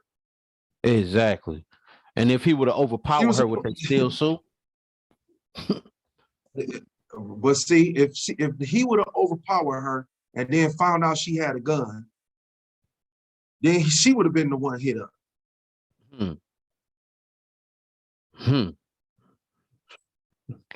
That's crazy, bro. Yeah, he thought he had an easy target. That's all, and it flipped off. Yeah. Yeah, that's why she told her what she told him. I'm about to kill you. It's sad it even gotta go that way. That's some sad things, man. She let him have it. That's for sure. I think the Most High, she made it out that situation because there's a lot of that bull mess going on in our communities.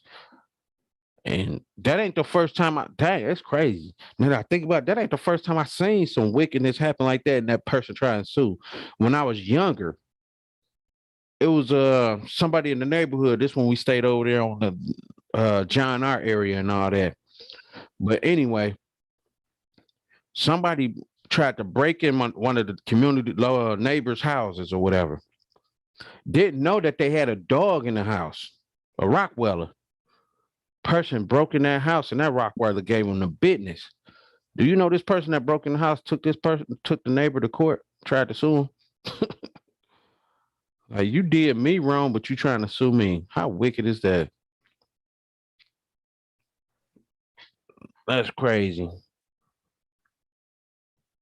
That's crazy. But yeah, y'all can go. That's them Sodom laws, man. Yeah. That's real spill. Yeah, I think another part of this should be like, where our people accept accountability, is I think we still take pride in it's what we call Black culture still, man. Like, people still trying to uphold what this is. And like, it's interesting you had brought up, you had sent that video of Charleston White. I was actually checking it out. And he was saying, man, like, name one thing we did in like the last, all these, like 40, 50 something years, something like that, 100 years. And I was thinking about it, like, of course, there's going to be people that's going to say certain things like, oh, Obama president, this, that. But you got to really look at it, though. Like, what can we really be proud of, man? Everything that we thought was an accomplishment took us 10 steps backwards. Okay, let's say Obama. Okay, yeah, we got a Black president. What did Obama bring in? The LGBT movement all across the African nations. He brought, same-sex marriage. I think we was better before Obama. At least we knew what was wrong. Like, no, you couldn't do that. No, you can't do that. Now it's more like, okay, now that's accepted, man. We don't know what a line is. Right. We don't have no moral. We don't have no moral compass. We don't have no way in which we should go morally. We don't understand. We are a generation devoid of understanding, man. Yeah. But that's what happened when they tell you that these laws done away with in your community. And that's what happened. Because we all know, well, at least us right here, and that's in the chat and all that stuff, we know that some of the laws that consist of in the Bible goes back to moral laws. When you take that away, we look how we acting towards each other. All right, that's messed up. But if y'all want, we can go ahead and get in these scripts, shooting. Because I know it's kind of late over there on your side of town. Hey, man. Actually, it's late, but man, I'm chilling, man. It ain't really that late, like it normally be when we get here. Okay. Hey, you ain't got to play that whole video, but just play some of that. I want to get y'all thoughts on that too. About that video. It say The baby Baby daddy, mama. baby Okay. culture.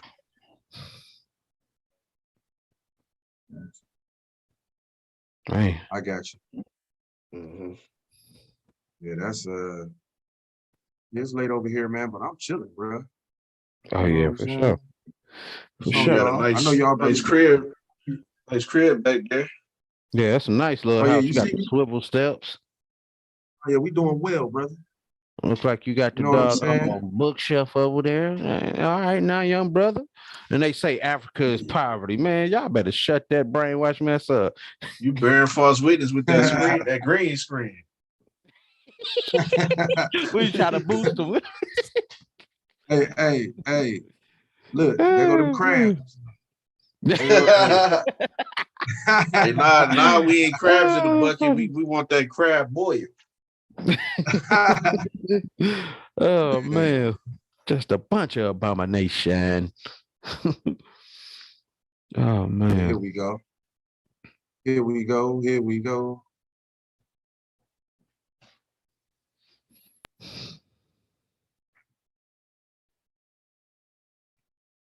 The pink book The lesson. United States to be a developed country, the rate of pregnancy-related mortality is alarming. It's higher now than any other time since the year 2000. The maternal mortality rate increased by nearly 20% between 2019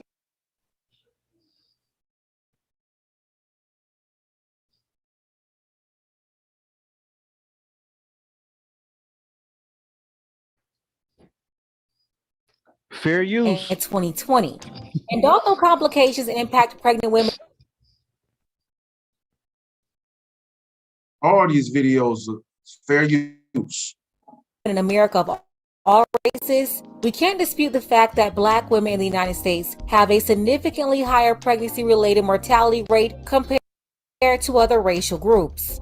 According to the Centers for Disease Control and Prevention, Black women are more than 3 times as likely to die from pregnancy-related causes as white women. This disparity persists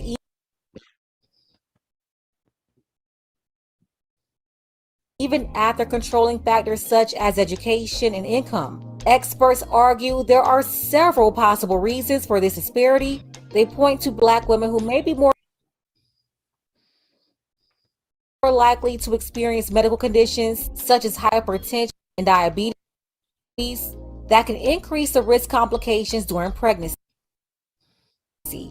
In addition, studies have shown that Black women are more likely to face inadequate prenatal care and bias in the healthcare system, leading to delays in diagnosis and treatment of pregnancy-related complications. These issues are being highlighted more as stories surface of Black women and American women in general having pregnancy complications that leave them disabled or lifeless. It's no doubt that giving birth is risky. Women are literally putting their lives on the line to have babies. It's a serious issue and another reason why women should be very selective when making the decision to create babies. One that became a reality for the family of Nikita Washington, a 35-year-old woman on her 12th birthday. Take a second to make sure that you're subscribed to the channel and click the notification bell for all updates. 12? To everybody watching from Detroit, if you're in the D, definitely let me know below. Nikita Washington was born the year 1987, grew up in Detroit. She wasn't provided with much, but she attended Denby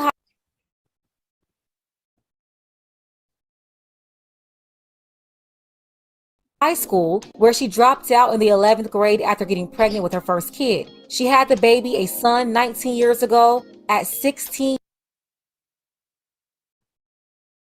years old, Nikita went on to have 3 more kids by the age of 20. Her younger siblings would describe her as a fun big sister who would host parties at her house and allow her younger sisters to do anything they wanted. They definitely had a lot of fun hanging out with their sister.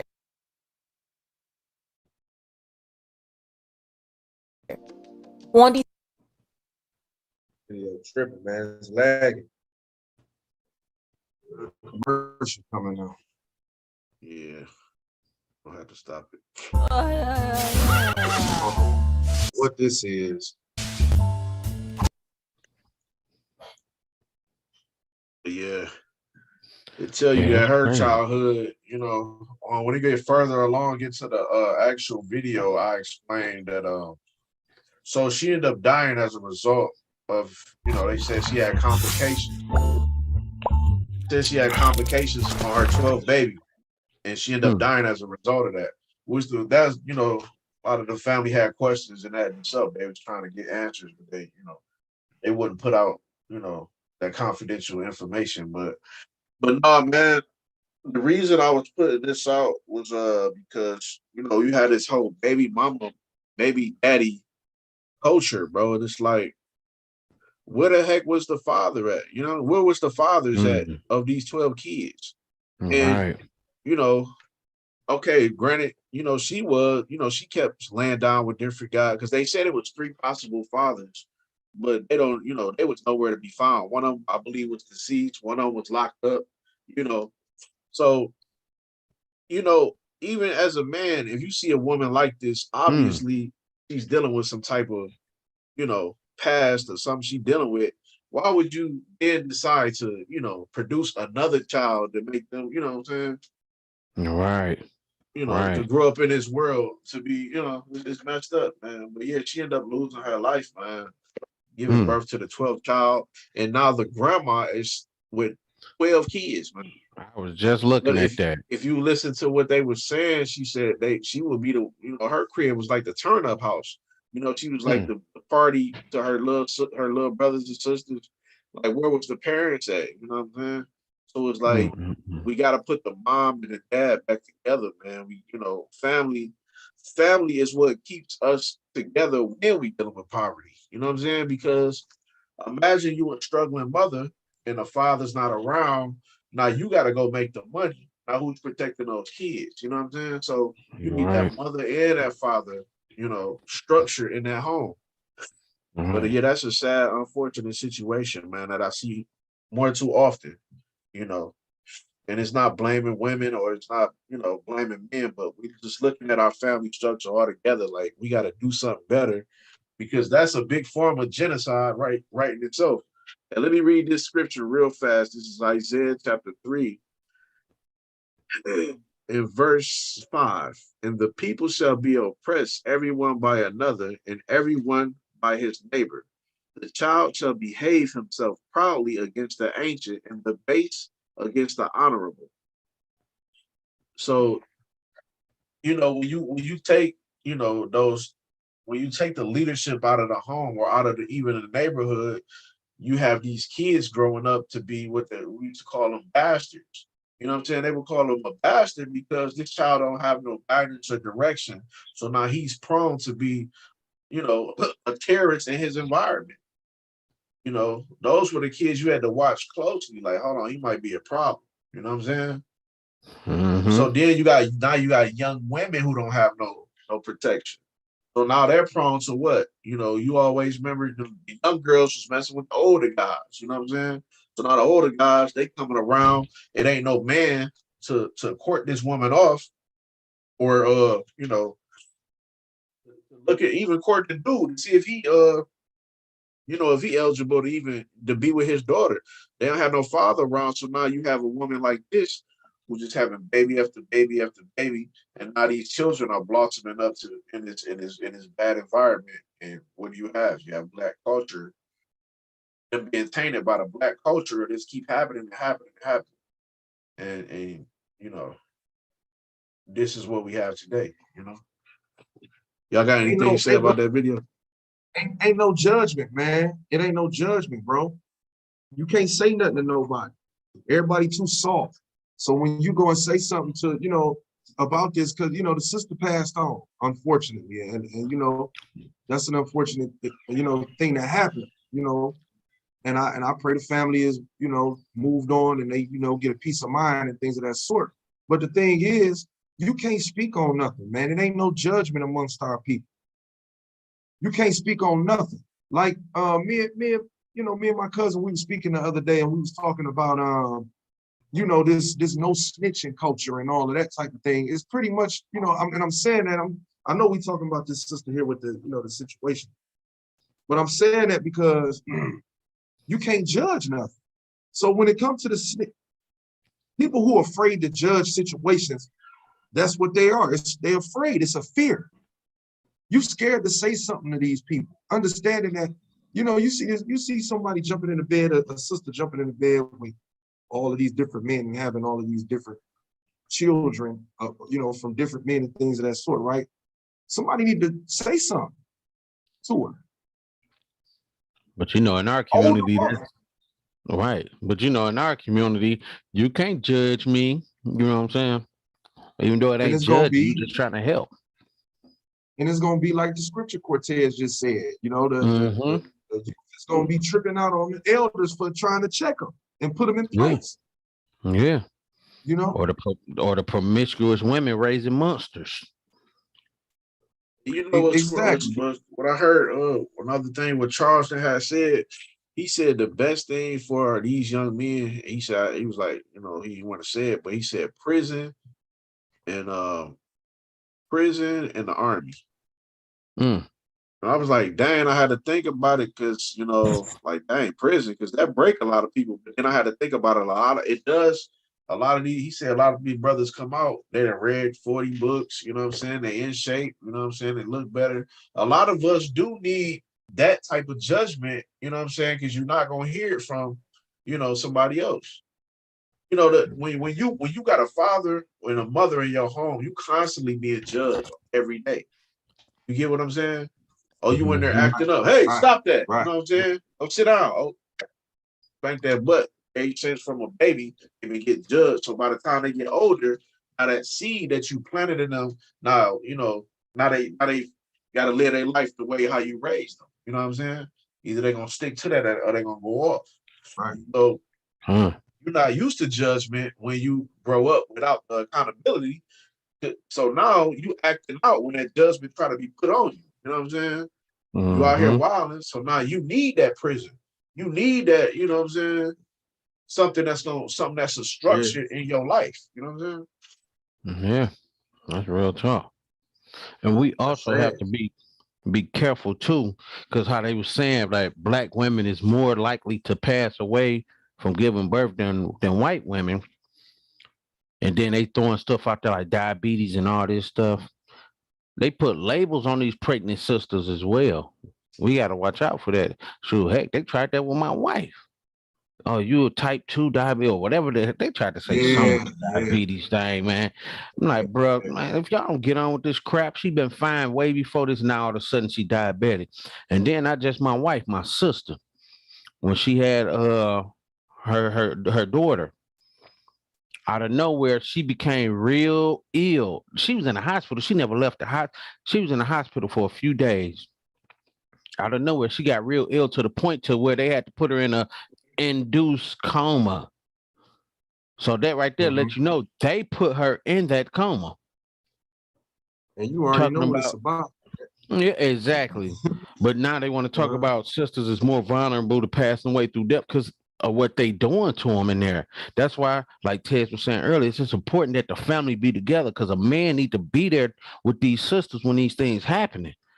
So they can be like, no, you ain't doing that, or hold up, let me see what that's about, or whatever, blah, blah, blah. We can't just keep leaving these sisters out there by herself. And that's what we gotta pay attention to that. There go judgment there. Hey, look, this Psalms 37. Psalms 37 and 28. It say, for the Most High, love judgment, and forsake not his saints, they are preserved forever, but the seed of the wicked shall be cut off. So when it say he forsake not his saints, understand this. If the Most High, if it ain't time for you to go, you ain't going nowhere. Ain't no man it ain't a man in this world that can make a judgment on your life. It's the Most High that decreed for the life. So the thing is, what are you afraid of? If what you mean stop snitching? If somebody caught doing something that's affecting your neighborhood negatively, say something. You know what I mean? Quit being afraid. The Most High say he gonna preserve his saints. He loved judgment. So when he see you operating and doing things that he loves, guess what he gonna do? He gonna stand right there and make sure you protect. Listen here, no man on the earth. If we go back into the Gospels, we can see a lot of times the disciples was telling Christ not to go certain places, but the scriptures tell you he knew it wasn't his time. It wasn't his time. You know what I'm saying? So sometimes it ain't our time, man. We got to stop. We got to be bold and quit being afraid and stand up and say what it is. You know what I'm saying? Because now you'll be able to say, this woman could be living. You know what I'm saying? She could be living. Man, you can literally see the pain and the discomfort in her face, man. You know what I'm saying? You can see the pain in her eyes, man. She like, you could tell I'm just doing what I gotta do to survive, making what I got, you know, dealing with what I got to make it to where, a lot of times we kind of hard on these sisters about, the decisions that they made, but a lot of times they just being a survivor in a situation that they was brought up in, A lot of them looking for love, you know what I'm saying? They didn't have that father around, so they, look at her face, bro. You can see the pain in her eyes. Yeah. Put some more cheese on. Unfortunately, she lost her life, man. It's sad because, like you say, she looking for love, and sometimes a lot of our sisters find it in the wrong places. But in our community, we don't help each other. We are down each other. Oh, what's the word? Oh, she a rat, or she this or that. Like, bro, that's wrong. Like, instead of calling her that, help her out so she can become the person that she need to be. I got a scripture right quick. Go ahead and slide into some of these scripts while we talking. Where is that? Let's see. Psalms 94:16. Who will rise up for me against the evildoers? Or who will stand up for me against the workers of iniquity? And that's what's going on in our community. Nobody, like the Akban was saying with the stop snitching thing and all that stuff, nobody stand up for righteousness. But you go across in these suburbs across the world, they're going to stand up for their righteousness. They're going to protect their communities against the evildoers. And nobody is going to do nothing to it. Nobody about to come shoot their house up and nothing like that. But yet our people come at us and try and harm us just for trying to protect our babies and our neighbors and all this stuff. So who that's the message to those who watching or come across this video. Who shall stand up for righteousness and stand against the evildoers? And then I got one more precept too. Deuteronomy 32:25. The sword without and terror within shall destroy both the young man and the virgin, the suckling also with the man of gray hair. And the title, once again, of this is called The Terror Within. And that's what's going on. The terror within is our people. We can't blame no other nation of people but ours. We choose to pick up them drugs. We choose to pick up them guns. We choose to rob and steal and kill each other.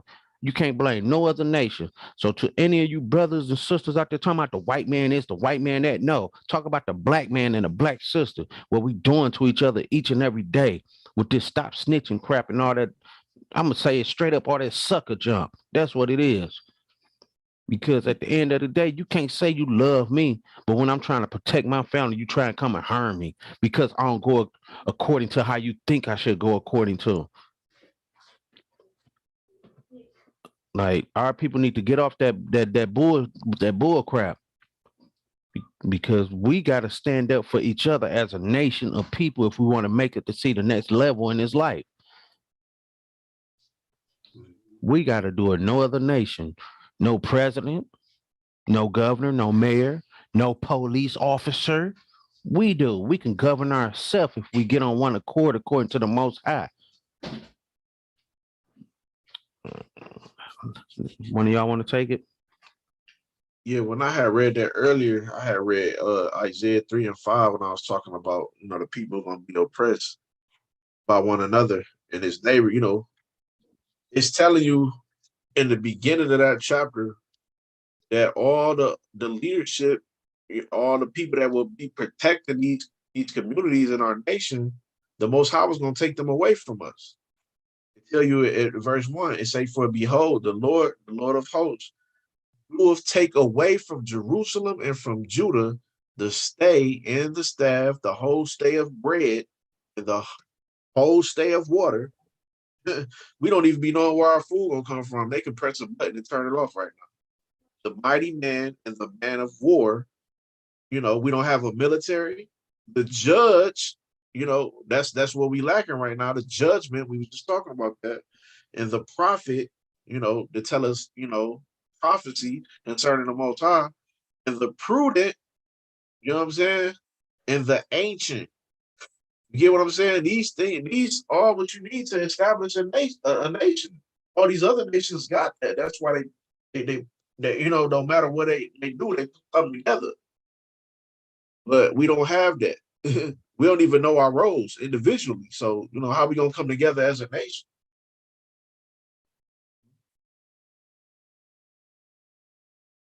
Yeah. And that's real talk. We don't know our roles individually. Yeah, so yeah, man, man, we don't delight in judgment. Man, that's straight wicked. And we look at that as being some sort of way, like, that's tough. Yeah, yeah. Don't say nothing. Don't snitch. We but it's really a fear. It's really a fear. It's really you being afraid to say something and speak up. And that's really what it is. You afraid, you scared. So stop trying to act like you tough, talking about stop snitching and all that. You ain't tough. That ain't tough. That's fear. Ain't no love in that. Ain't no love in that. Perfect love casts out fear. Love is judgment.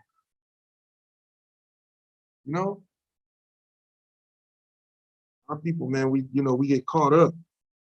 We get caught up into a thing, and then we try to pass it over as if it's some good thing. It ain't good. You trust in oppression. That's what it is. You trust in oppression. You want to stay oppressed. So before you get out here and say, you know what, I'd rather get out here and we help each other and do for ourselves together, you will say, you know what, I'd rather just sit back and continue to operate like I'm operating and stay oppressed. Think about that stop snitching rule that you said, though. Imagine, so we're not in our own land, so we can't operate physical judgment like we want to. Say if you got a drug dealer amongst you or a pedophile, anybody, you go put your hands on them, you can go to jail. So your only option is to say what? Call the police. Hey, no, he's snitching. He's snitching. It don't make sense. So now you just left with these people to just operate in your environment. The killers, the drug dealers, the rapists. You know what I'm saying? It just manifests. Man, do you know? Like I'm from Detroit. Well, I know for sure. Like it's bodies in these abandoned homes. If you want to go drop a body off, you go drop them off in Detroit. You know what I'm saying? Or if you want to get away with some murder, you go to Detroit and you do it. You know what I'm saying? Right. So, I can't imagine how much stuff that went on in the city, man. Not only in Detroit, but a lot of these predominantly black cities. It's like ghost towns, man. They be finding these bodies in these basements and these abandoned homes because there's no judgment there. You know what I'm saying? Or people get raped and all this, different things going on. We need a standard as a people, man. We need to come up to the round table and say, yo, what do we do from here on? You know what I'm saying? Do we accept this? Do we accept that? But then we can't hold hands. It's to the point we can't hold hands with everybody no more because the majority of our people been inclined into sin. They agree with the LGBT. They agree with, abortion. They agree with this, that. This new generation, they don't even know what's good or bad. You know what I'm saying? So, yeah. That's absolutely. That's why I stay on my. That's why I stay on my stay on my wife about things like that. Like we can't hold hands with everybody because sisters, they naturally love and attach to a lot of things. So I be trying to, just keep that embedded in there. Hey, look, you can't do that because a lot of people is already in tune with, not even in tune, but they on one accord with the sin more than the righteousness. I got a scripture right quick, Deuteronomy 28 and 54. This is why you find a lot of bodies in these vacant houses, in these basements and all this stuff. It say verse 54, it say, so that the man and woman, it don't say and woman, but this vice versa, both ways. I'm just cutting it short, paraphrasing. It say, so that the man and woman that is tender amongst you and very delicate, his or her eyes shall be evil toward his brother or sister, and towards the wife or husband of his bosom, and towards the remnant of his or her children, which he or she shall leave. And that's what's going on right now. We as a nation have an evil eye towards each other, to the point to where we even have an evil eye towards our children. Like we don't even want to be around no more, to the point to where we want to protect each other as a whole. Man, that's on her. She can do what she want to do. I don't even care. Man, that N-word ain't Jack. He can do whatever he want. Whoop-de-whoop, blah, blah, blah. Like, that's sad. That's what we do. And like being said earlier, we the only nation of people that do this type of stuff. That's messed up.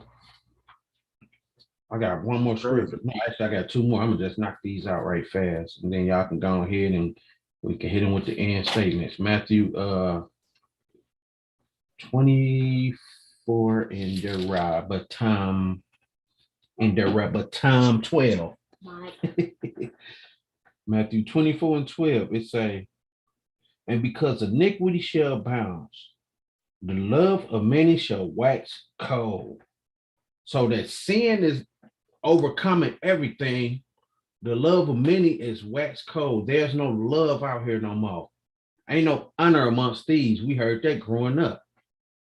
It's cold out here in these streets. We hear that every day in the D. The love of many is wax cold. Hey, ain't that a theme song? Actually, it's cold out here in the D or something like that. We is not gonna go there with that song, bro. But you know what I'm saying though, like man, that song was terrible. That sister didn't know what she was doing on that mic. But anyway, it's crazy. The love of many is wax cold because iniquity is abound. The iniquity is at an all-time high right now. You can barely even trust people that you once loved, that you once called brothers or sisters or family members or friends. You can't even trust them no more. It's so wicked out here. Like, perfect example. My nephew, a person that he called his friend, was the one that murdered him. A person that he so-called called a friend, called a brother, murdered him. It's going on 2 years now. Like, bro, hey, I'll just say this. I think the Most High where I'm at in life now. Because who knows, I could have been one of them that let the iniquity abound as well on some revenge stuff, you know what I'm saying? Most High forbid. I think the Most High that didn't, but that's just an example of how iniquity abound, that there's no love no more. I got one more if y'all don't mind. 2 Timothy chapter 3 and 1. It say, this know also that in the last days perilous times shall come. For men shall be lovers of their own selves, covetousness, boasters, proud, blasphemous, disobedient to parents, unthankful, unholy. That's what's going on right now. We in these last days where people is unthankful, disobedient to parents, unholy. They ain't separate from nothing. Everybody the same. Blasphemers. Everybody proud. I got this. I got that. I got this hell charger, Hellcat, or whatever they call them things.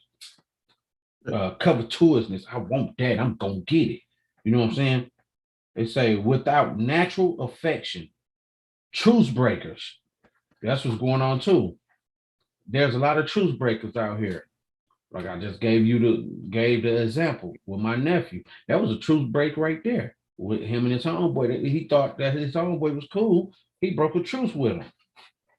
False accusers and content fears. We see that every day on World Star, YouTube. Everybody fears. Despisers of those that are good.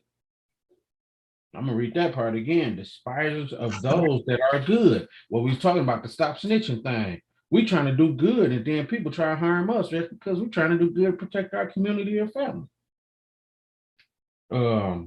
Let's say traitors, heady, high-minded, lovers of pleasure more than lovers of a higher. Dispensaries everywhere, drug abuse, alcoholics, sleeping around, fornicating. You know what I'm saying? That's examples of lovers of pleasure more than lovers of the Most High. Then you go to verse 5 and say, having a form of godliness, but denying the power thereof. From such turn away. That's what's happened with the younger generation. They done turned away. They done seen so much buffoonery out here with these quote unquote religious till they done turned away completely from the Most High. They don't even, man, people don't even believe in the Most High no more. And that's sad. But y'all can go ahead. I don't want to hog up all of it. Go ahead. You doing your thing, man. Doing your thing. I just, I'm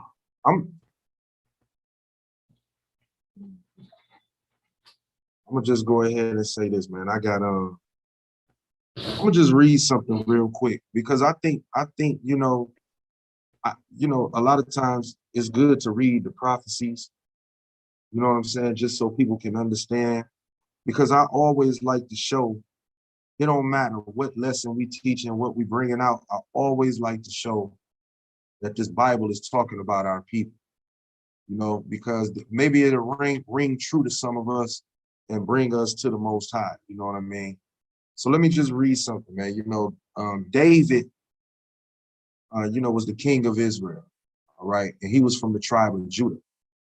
Okay. So, David, he sinned. He killed a brother's wife. A brother. He killed a brother so that he can have his wife.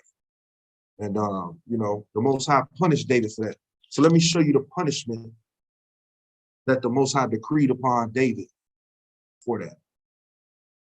This is 2 Kings 12:9. It says, wherefore hast thou despised the commandment of the Most High to do evil in his sight? Thou hast killed Uriah the Hittite with the sword, and hast taken his wife to be thy wife, and hast slain him with the sword of the children of Ammon. Now therefore, listen to the decree. Listen to the decree. David is from the house of Judah, remember that. Now therefore, this is the 10th verse. Now therefore, the sword shall never depart from thine house. The sword is destruction. It's death. It's murder. Okay? Judah is David's house. The Bible says, this is what the Most High is declaring. Negroes in America, you from the tribe of Judah. Check this out. It says, now therefore, the sword shall never depart from thine house, because thou hast despised me, and hast taken the wife of Uriah the Hittite to be thy wife. Thus saith the Most High, behold, I will raise up evil against thee out of thine own house. Out of thine own house. Okay, this is the terror from within. This is a curse on our people for how wicked our forefathers was living back in the day. The Most High said, the sword shall never depart from your house, David. It says, the 11th verse, thus saith the Most High, behold, I will raise up evil against thee out of thine own house, and I will take thy wives before thine eyes and give them unto thy neighbor. And he shall lie with thy wives in the sight of this sun. Now we know that happened to our people when we went into captivity. For thou didst it secretly, but I will do this thing before all Israel and before the sun. All right. So this, we live in a curse, man. And the only way, like we was talking about having a moral compass. All right. We live in this curse because we broke God's commandment. We broke that moral compass that was originally given to us. So we live in that curse. So the only way to get back right as a whole is to come back to God's commandments and live the way we were living originally. The way that we were meant to live originally, that the Most High set up in his ways, walking his way. That's the only way. That's the moral compass that we should choose, because that's the moral compass that we broke that got us in the case that we in right now. Right? That's all I got. All right, I get my closing statement. So I was just that was a great point, by the way.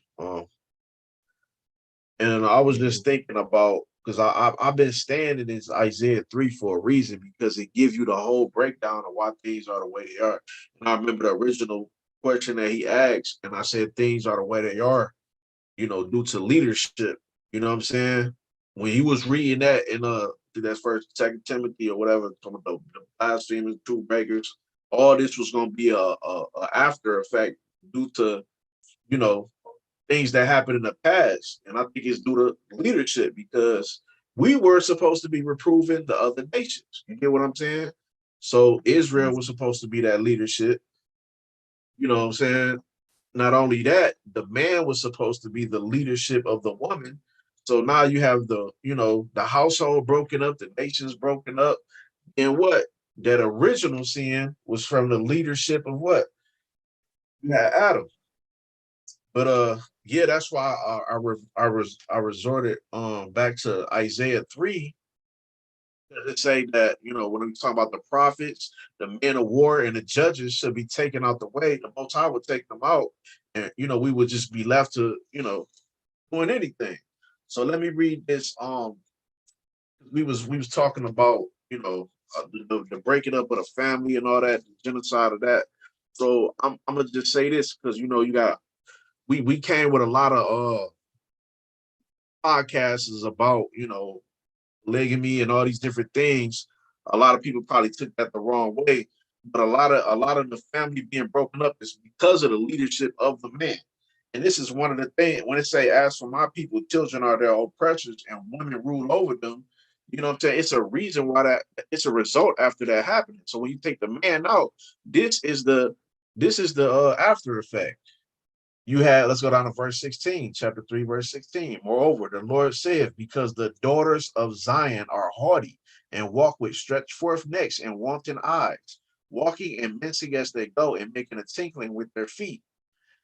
Therefore, the Lord will smite with a scab the crown of the head of the daughters of Zion, and the Lord will discover their secret parts. What are their secret parts? That's something that the world not supposed to know or see. You get what I'm saying? I look at our women now, all you see is what's promoted in a public. You see people body parts. You see these BBLs. You see all this stuff going on as a result from the lack of leadership.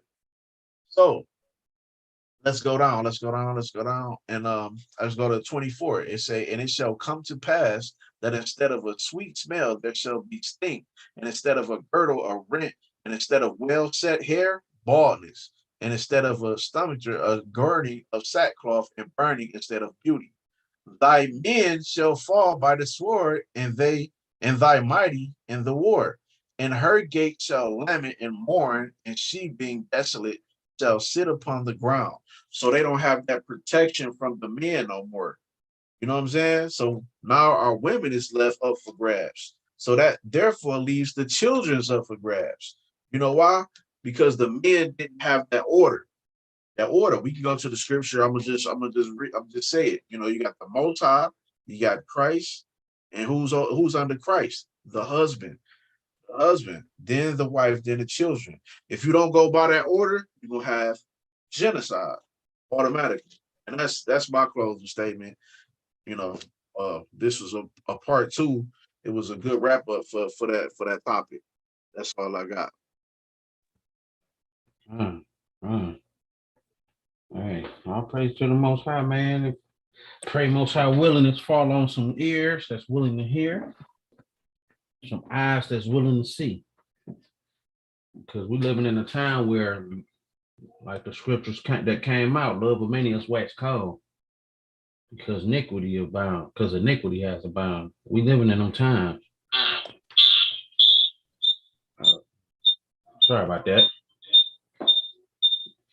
But at the end of the day, like I say, I just,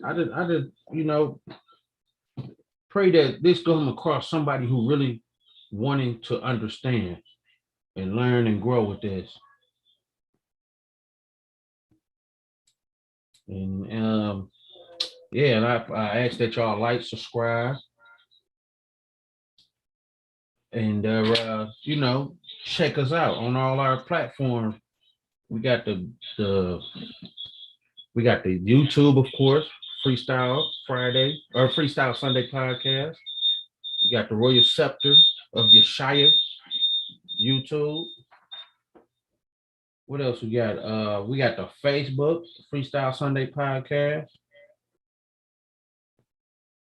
We also have what else? Zarana Tall on Instagram. If you want, you want some little garments, some little clothing. Hold up, for some reason it's kind of blurred, but it's right there. Zarana Tall, ZARAHNATAL.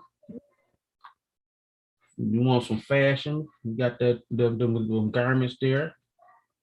You got Cortez Israel at Facebook. You got Akbanaya at Facebook. Shoot, that brother got about 6 Facebooks. He gonna have to tell you all 6 of them.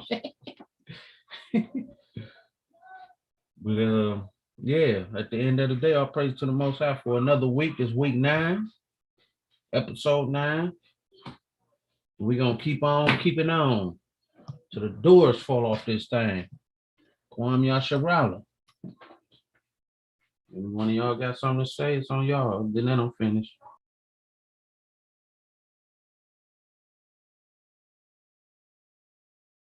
Nasha Alaquan.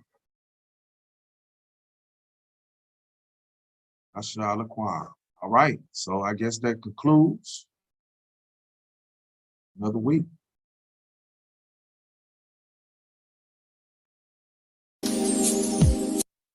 Yeah. Feels like one of them songs, you know what I'm saying? Makes you want to talk to the Most High. Father, I need you to protect my mind from all evil. Because, a lot of times this is where we live the battle inside our own head. So I need you to guide and protect my mind. Yeah. Inside I have evil thoughts towards my brothers and sisters.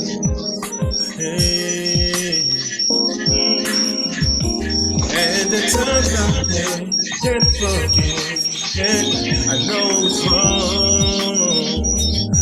it's wrong, but on the outside I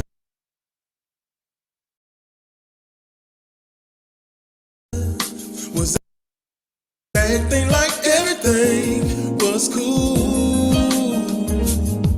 But inside I'm losing the battle, hey, for to protect my mind from evil.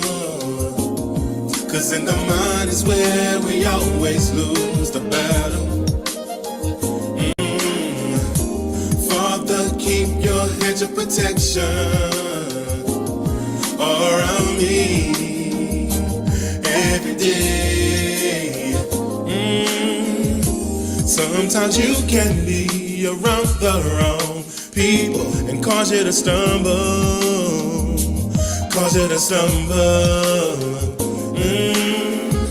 and be a negative influence and bring evil in your mind. evil in your mind. Father, protect me from all evil, and don't let me go astray. No. Yeah, you know what I'm saying? Sometimes you gotta separate yourself from these people that'll cause your mind to stray off into some evilness, you know what I'm saying? Do what you gotta do. Father, protect my mind from evil. Protect my mind. 'Cause in the mind is where we always lose the battle. In the mind is where we always lose the battle. Father, keep your hedge of protection. Keep your hedge of protection all around me. All around me.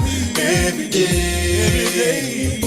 Hey, sometimes you can lose the battle by lusting over some women or over a man, yeah. You better control your mind. Control your mind. Oh, keep them evil thoughts from coming in, yeah. Oh, 'cause we can lose the battle every day.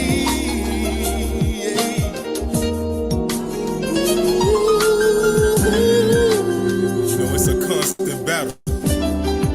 It's a constant battle. With all the different thoughts that come through your mind, you know what I mean? So far, I need you to protect mine. The Most High knows. I don't want to go astray. I don't want to lose focus. Righteousness. Separate these people from me that don't want to walk right. Yeah. Father, protect my mind from evil. Protect my mind. Protect my mind. 'Cause in the mind is where we always lose the battle. I'm tired of losing the battle. We always losing the battle. Father, keep your hedge of protection.